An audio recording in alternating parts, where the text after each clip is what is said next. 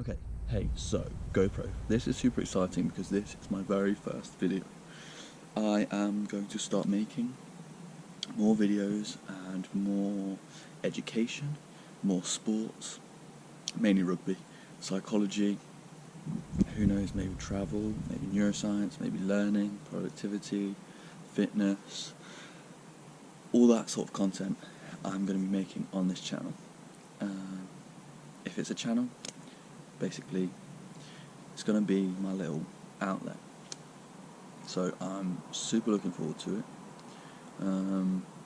Yeah, I think I want to bring some creativity, some straightforwardness to the content, some hopefully reliable content that is, well researched and reasoned as well, but also, stuff which I enjoy talking about, thinking about. Yeah, so I'm looking forward to getting started. I'm doing this video right now because you've got to do a first video. You've got to do a first video, and this is going to be my first video. Okay, so hi GoPro.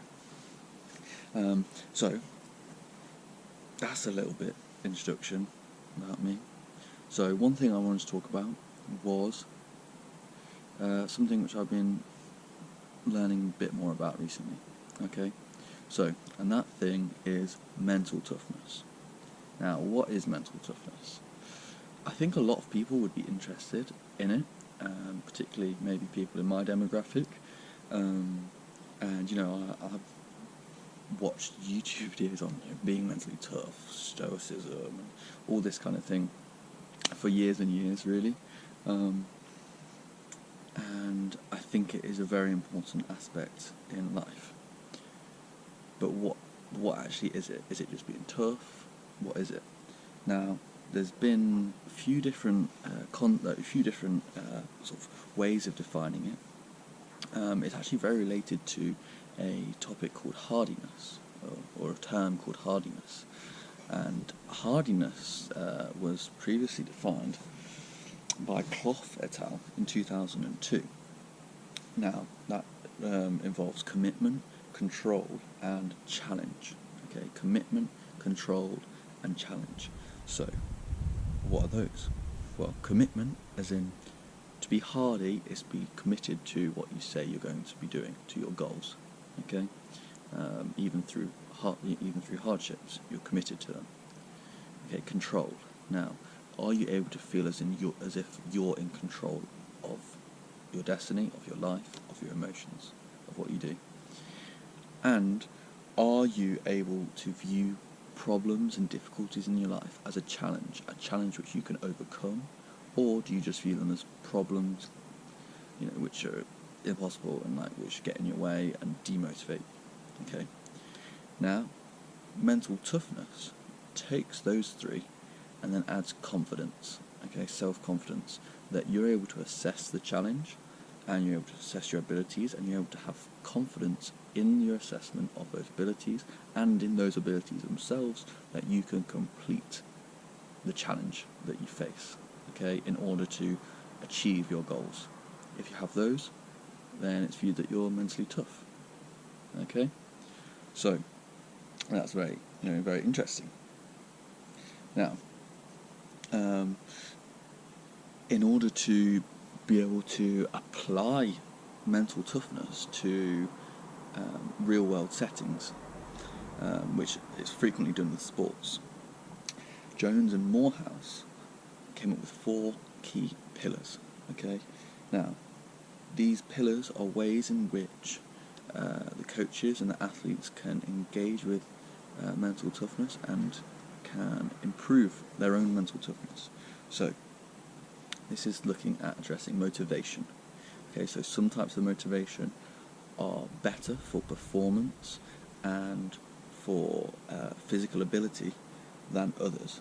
Okay, and usually that motivation that's better involves that desire for success, to achieve and set hard but attainable goals, and to demonstrate persistence in your motivation. Okay, now the second one is self-confidence. Okay, so the belief that they have the ability to achieve their goals. So we mentioned confidence earlier, and you can directly address that with this pillar. Attentional focus is the third one. Okay, now this is the ability to be able to control where you are placing your attention.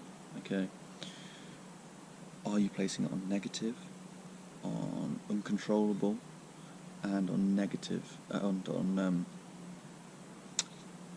problematic factors, or are you placing them on positive, on controllable, and on important considerations? So, for example, if you're going to be doing a serve in tennis, are you worried about what everyone else is going to think, which is not so much in your control, or are you worried about the technique which you're using to make that serve? Are you worried about throwing the ball up the right way? Are you worried about bringing your racket back and then going in for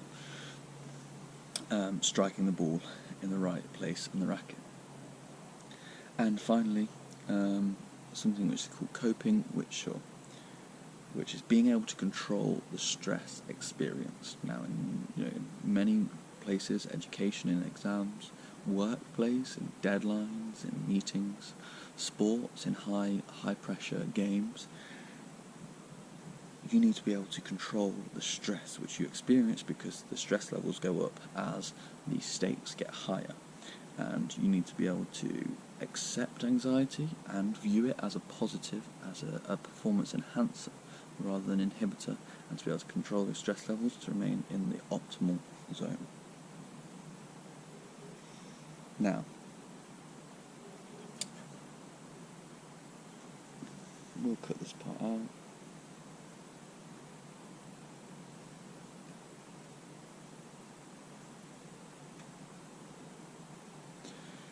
So, that is a quick run-through. It's a quick run-through of mental toughness and some components of it, and what people who work in mental toughness may choose to focus on.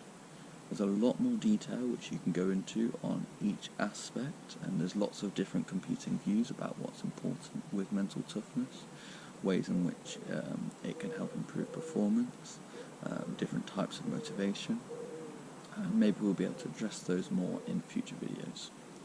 But for now, thank you for watching, and I will catch you in the next video.